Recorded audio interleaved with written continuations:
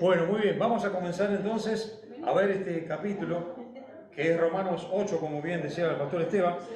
Y si tuviéramos que ponerle un título a lo que vamos a ver hoy, más allá de que sabemos que vamos a estar leyendo y explicando lo más rápido que se pueda el capítulo, hoy quiero hacerles una invitación para que recorramos todos, que caminemos todos por la avenida del Espíritu.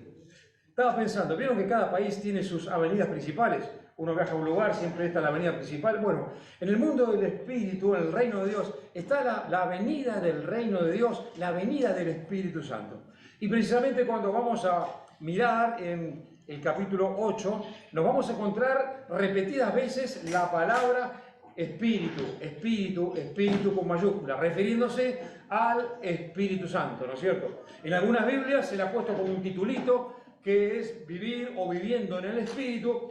Yo lo parafraseé según la oración San Richie, ¿no es cierto?, de caminemos en la avenida del Espíritu, ¿no es cierto? Imaginemos que vayamos caminando, porque todo este pasaje es una invitación a estar recorriendo todo lo glorioso que es la avenida, la dimensión del Espíritu del Señor.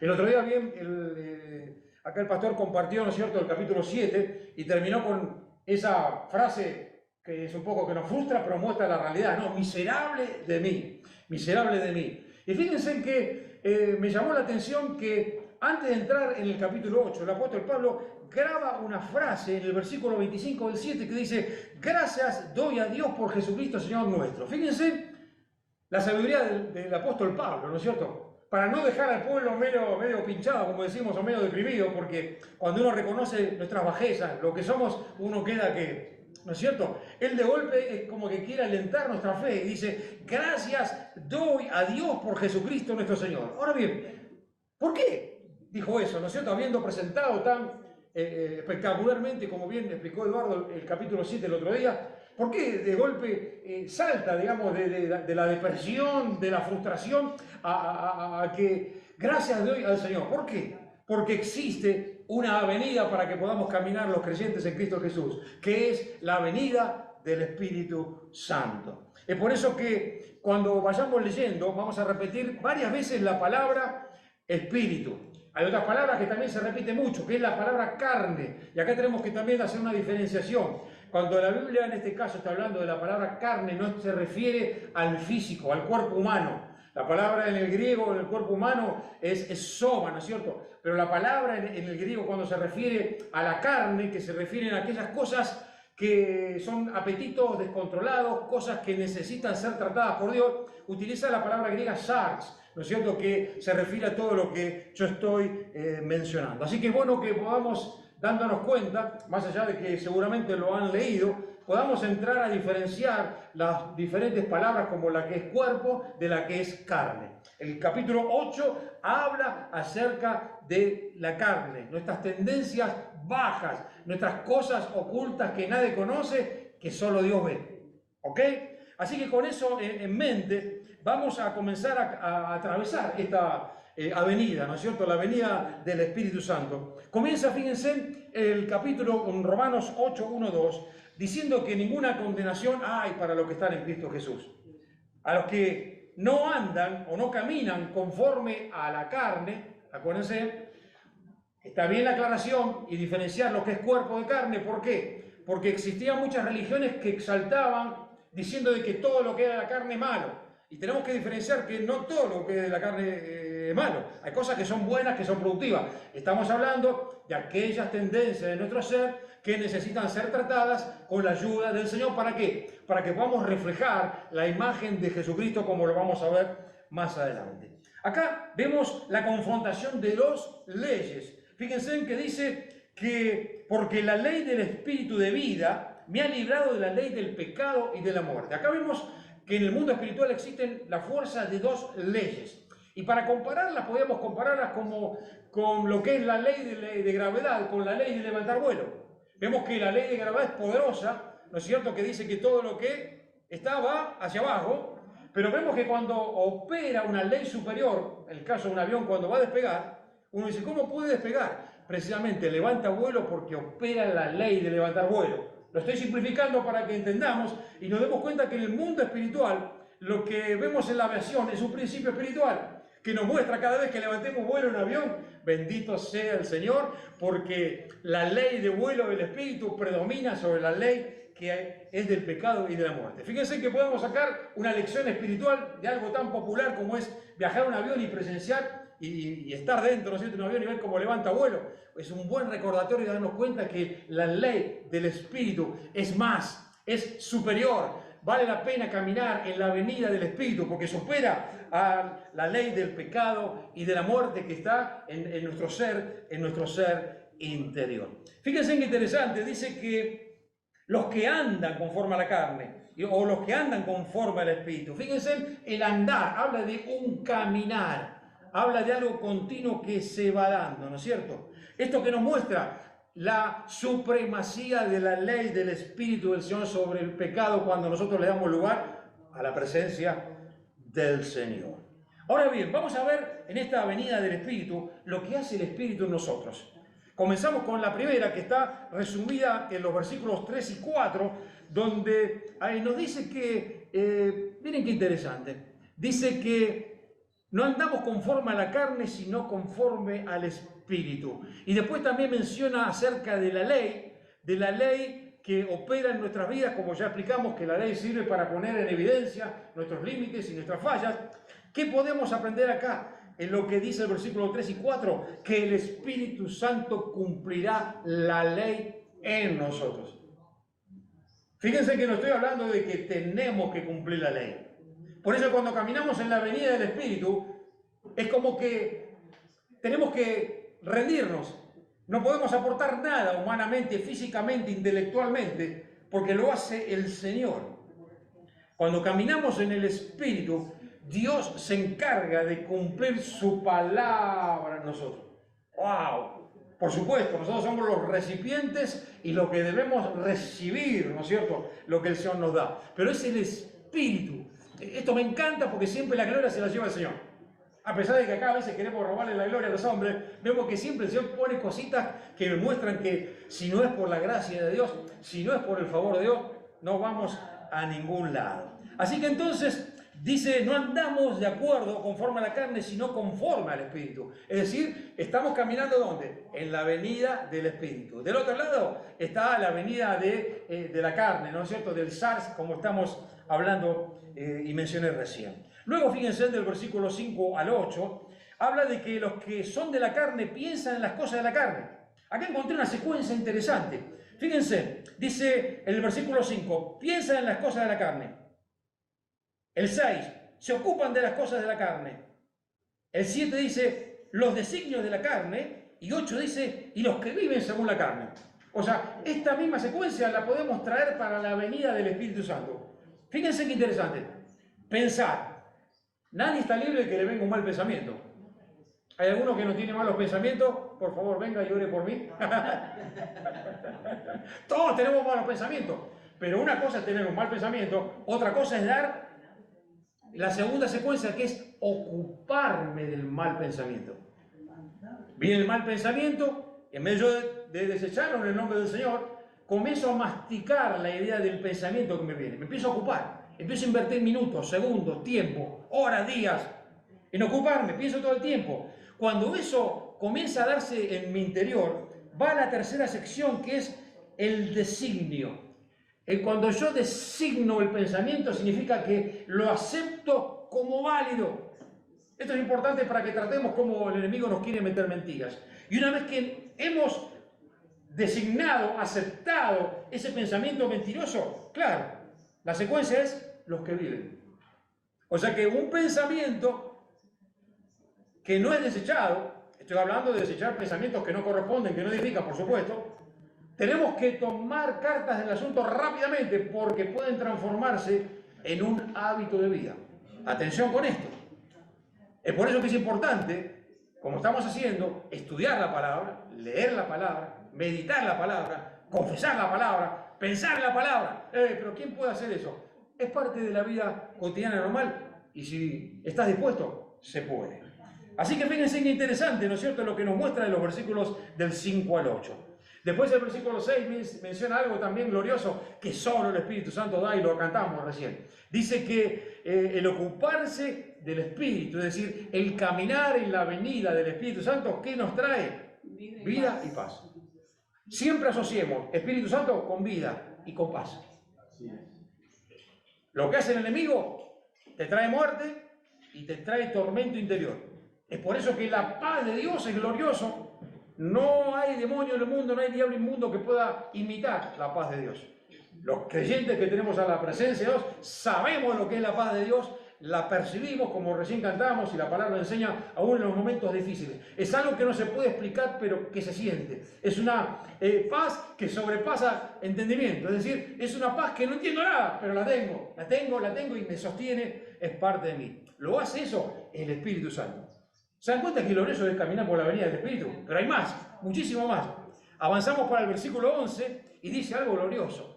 Dice también, fíjense, voy a leerlo acá, y si el espíritu de aquel que levantó de los muertos a Jesús, está hablando acerca del espíritu resurrector que tiene el Señor, ¿no es cierto? Dice, mora en vosotros y mora en nosotros, porque cuando nacemos de nuevo, Cristo comienza a habitar en nosotros por la presencia del Espíritu. Dice, el que levantó de los muertos, es decir, el espíritu de resurrección, ¿qué va a hacer? Va a vivificar vuestros cuerpos mortales. Hermanos, la herencia de la salud y la sanidad nos pertenece. Nos pertenece.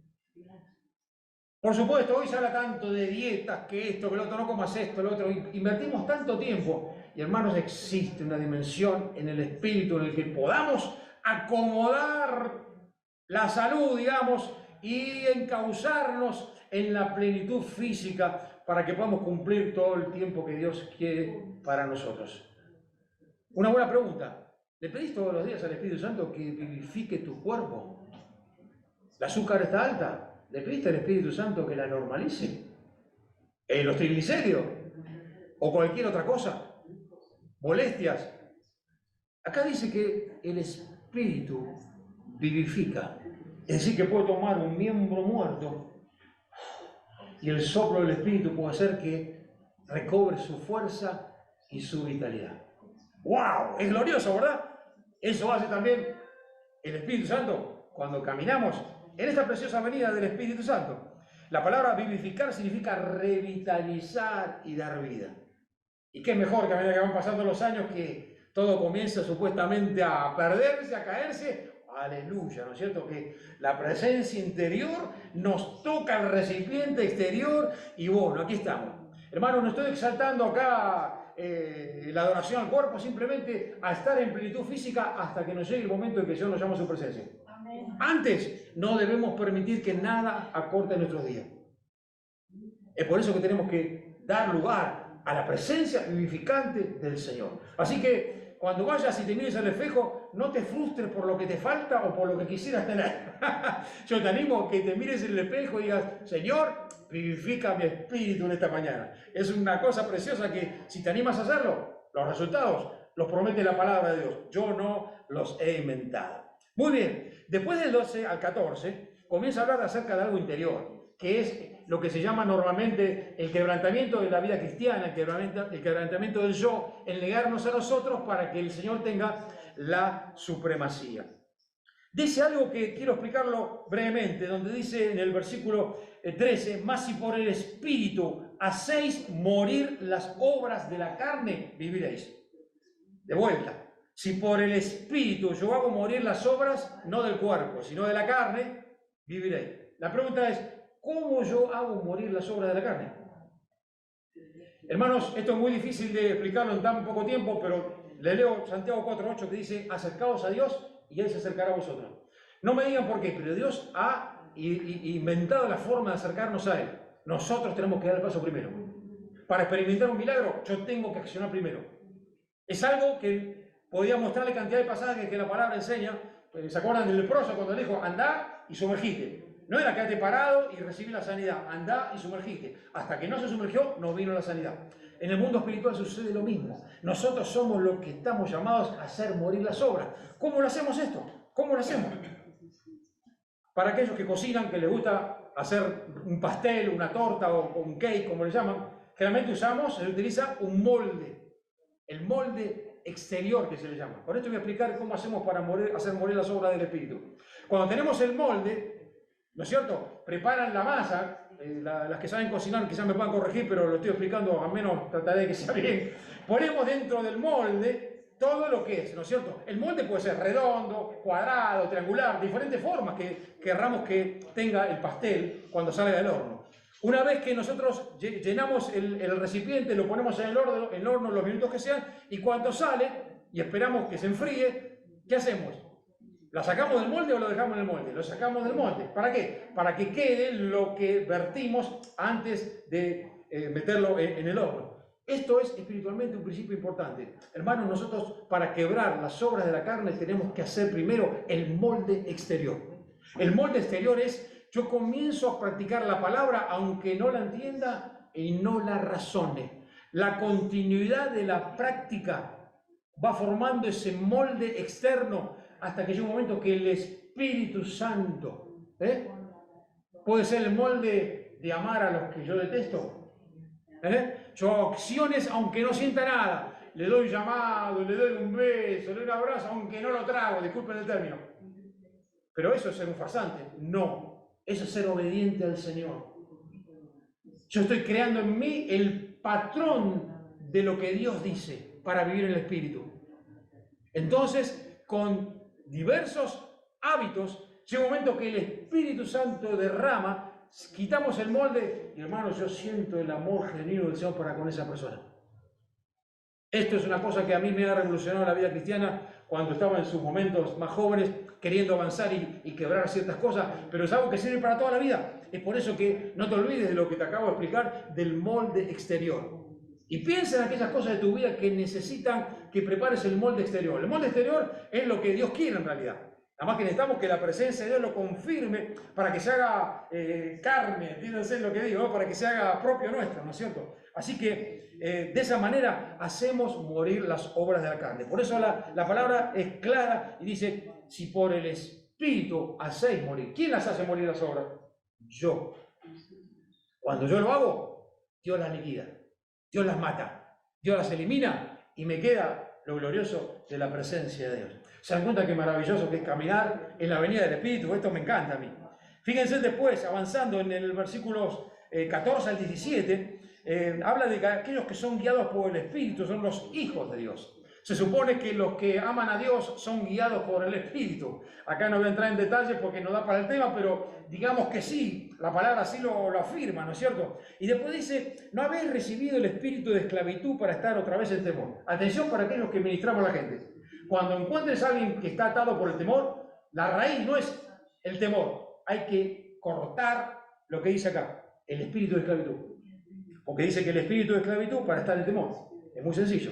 A veces nos dejamos llevar por la superficie y al ministrar a la gente, oramos, reprendemos temor, y la gente no se le va. Tenemos que tener discernimiento para ver lo que la palabra nos enseña. La raíz, es como la zanahoria, ¿ven que tiene la raíz abajo? Bueno, tenemos que ir a la raíz de la zanahoria y es quitar el espíritu de esclavitud. Este es un comentario al paso. Fíjense en que la venida de la alabanza, es decir, la venida de la presencia de Dios, del Espíritu Santo, no exime que tengamos en diversos momentos de la vida atravesar dificultades, porque acá dice que el Espíritu da testimonio a nuestro Espíritu que somos hijos de Dios, glorioso, y confirma que somos herederos de Dios, o herederos con el Señor, y después dice: si es que padecemos juntamente con Él.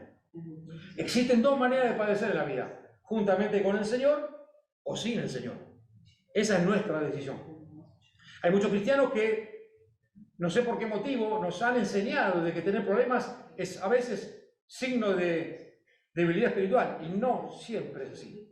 Es más, yo agregaría que muchas veces, mayormente por estar en el centro de la voluntad de Dios, nos metemos en ciertos problemas que no le suceden al común de la gente. Es otro tema para hablar. Pero fíjense, dice: si es que padecemos juntamente con Él. Si es que padecemos juntamente con Él.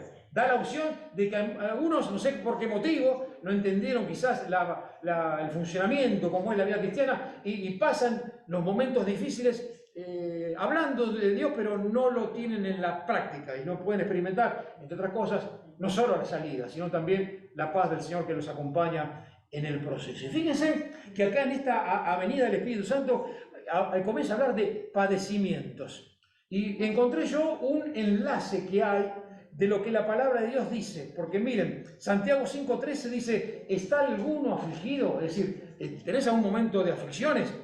Haga oración. Y fíjense cómo concuerda la palabra, porque acá vemos que en el versículo 18 dice, tengo por cierto que las aflicciones del tiempo presente no son comparables con la gloria que viene. Pero después cuando avanza un poquito, y voy saltando para ganar tiempo, comienza a hablar de que experimentar las aflicciones es atravesar un tiempo de debilidades. O sea, no hace falta entrar en detalles ni explicar lo que son los padecimientos, las aflicciones.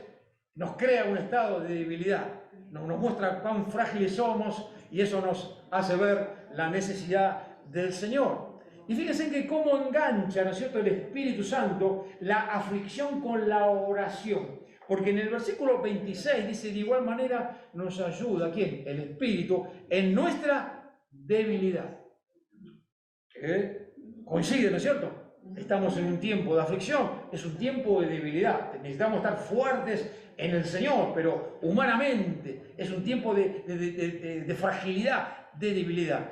Qué glorioso cuando caminamos en la avenida del Espíritu Santo. No estamos solos, porque dice, el Espíritu mismo intercede por nosotros con gemidos indecibles. Es glorioso entender que cuando enfrentamos cualquiera sean las circunstancias, tenemos un intercesor, el Espíritu mismo, dice. No manda un asistente, no manda un secretario. El Espíritu mismo, dice. ¿Y qué hace? Dice, intercede con gemidos indecibles. Fíjense qué interesante. La palabra indecibles significa que no se puede decir o quizás no se puede explicar. Muchos hablan de que esto significa solamente hablar en lenguas. Yo no quisiera limitarlo solamente al hablar en lenguas del Espíritu, pero por supuesto pueden estar bien incluidas, ¿no es cierto? Existen dimensiones de la intercesión que son más profundas, no da tiempo para hablar, de lo que son los gemidos del Espíritu, cosa que daría para hablar en otro momento si nos enfocaríamos en lo que es las dimensiones profundas de la oración. Una cosa es orar, otra cosa es interceder. Pero cuando te metes en la intercesión de carácter profético, de carácter más profundo, ahí hay ciertas cosas que están en la palabra, por supuesto, que no quiero compartirlo, pero acá el apóstol Pablo la da por sentada, ¿no es cierto? Porque la iglesia primitiva era una iglesia llena del Espíritu que estaba metida en las profundidades del Señor, una iglesia conquistadora, bendecida, victoriosa, y hablaba así en términos generales. Hoy lamentablemente no podemos, así que bueno, pero lo importante es saber que cuando estés en tus aflicciones tenés al Espíritu Santo que está intercediendo por vos adentro. ¡Oh, aleluya! Gemidos indecibles, gemidos indecibles. La palabra gemidos significa también suspiro. Fíjense qué interesante, ¿no? Una palabra que por ahí la asociamos más con algo más placentero, pero es el Espíritu que suspira por nosotros. Esto habla de una intercesión poderosa en favor nuestro. Bendito sea el nombre del Señor. Dice que intercede por nosotros. Esa palabra es una intercesión con insistencia. No una oracioncita como a veces hacemos, ¿no? Señor, bendice al hermano y después lo vemos 7 días después y oramos otra vez. No. El Espíritu Santo no es así. Está las 24 horas del día, los 60 minutos, cada segundo ahí orando, intercediendo. ¿Para qué? Para que no caigamos en un estado de debilidad, sino que experimentemos la fortaleza celestial que sucede cuando nosotros estamos atravesando momentos de padecimientos, de aflicciones. Y en el versículo 28, hermanos, dice algo que nos conduce a entender el propósito divino. Dijimos que las aflicciones, el Señor tiene a su Espíritu Santo, utiliza la oración como un canal para llevarnos a la vida victoriosa que ahora ya nos vamos acercando lentamente. Y en el versículo 28 dice, y sabemos que los que aman a Dios, todas las cosas le ayudan a bien. Hermanos, hay una buena pregunta para hacernos. ¿Realmente yo amo a Dios? ¿O Dios es algo más en mi agenda de vida? Son dos cosas completamente diferentes. Acá dice los que aman a Dios. Cada uno tiene su respuesta y cada uno saca su propia conclusión. Todas las cosas le ayudan bien a los que aman a Dios. No demos nunca por sentado lo que Dios nos da por sentado. Por eso dice a los que aman. No dice, y todos los que amamos a Dios. Acá pone la diferenciación, porque hay gente que ama a Dios llamándose cristiano, y hay gente que lamentablemente cree en Dios, pero no ama a Dios. Son dos cosas totalmente diferentes. Y después dice, a los que conforme a su propósito son llamados. ¿A qué fuimos llamados? Ustedes se pusieron a pensar, ¿qué hacemos nosotros dentro del reino de Dios? ¿A qué fuimos llamados? La respuesta está en el versículo 29, que dice, los predestinó para que fuesen hechos conformes a la imagen de su Hijo. Hermano, el Señor no me llamó a ser el mejor pastor de la historia, no me llevó a ser el mejor escritor de libros, el Señor no me llevó a ser el más próspero sobre la faz de la tierra, el Señor no me llevó a ser el tipo más feliz del mundo, si bien todo eso puede ser lindo y tiene su lugar. Hay una misión por la cual fuiste rescatados. El Señor quiere tener otros hermanos semejantes a Él. Dios quiere tener hijos semejantes a su Hijo Jesucristo. Por esto nuestro gran ejemplo es nuestro hermano mayor llamado Jesucristo. Ese es el propósito. Hermanos, si cuando yo entiendo ese propósito, voy a tranquilizarme cuando no avanzo, cuando todo, o sea, lo central es lo que aparece acá. A veces pienso, si cada cristiano, desde el que está en el liderazgo al que está sentado, tomara esto, se acabarían todas cosas de competencia, todas esas cosas raras que a veces vemos dentro de un llamado ambiente cristiano, toda esa búsqueda desesperada por la fama, por tener más seguidores, por mentir en los números para mostrarnos que somos gente que, viste cómo nos y pagamos fortunas para que nos miren y aparezcan, fíjate Richie, hay 2 millones que lo siguen, pero no. Hermano, hay algo sencillo de la vida cristiana. El Señor me llamó para que sea yo semejante al Señor, en su carácter, en su forma de ver las cosas, en la perspectiva de vida, en los conceptos del reino de Dios, en lo que le ministramos a la gente. Dios me llamó a ser semejante. Aleluya al Señor. Y ahí viene, ¿no es cierto?, también otra palabra para la gran reflexión, ¿no es cierto? ¿Estoy más cerca o más lejos de ser semejante al Señor? Una vez un profesor de teología, cuando estudiaba en el seminario, nos dijo, de 1 a 10, ¿cómo se califican? Y a ver, y ahí siempre alguno que aparece que le fluye, ¿no? Y yo me pongo un 9, dijo, bueno.